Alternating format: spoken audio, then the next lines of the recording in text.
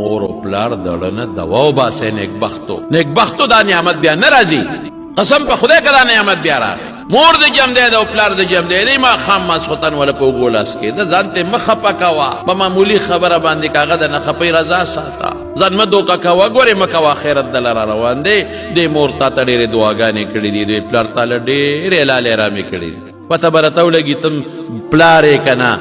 او د چس زوی به دنه پیدا بیا به راته پته ولګي نو دونه خدمت به د مور پلار کوی چې ځان په جنت ته ورسوی که نه که نو خیره چا کړې ده جبریل علیه السلام چې په ټولو فرشتو کې اوچتې درجې والا ده او آمین پې رسول الله مبارک ویلی دی سوال نه پیدا کېږي چې دا دې قبوله نه شي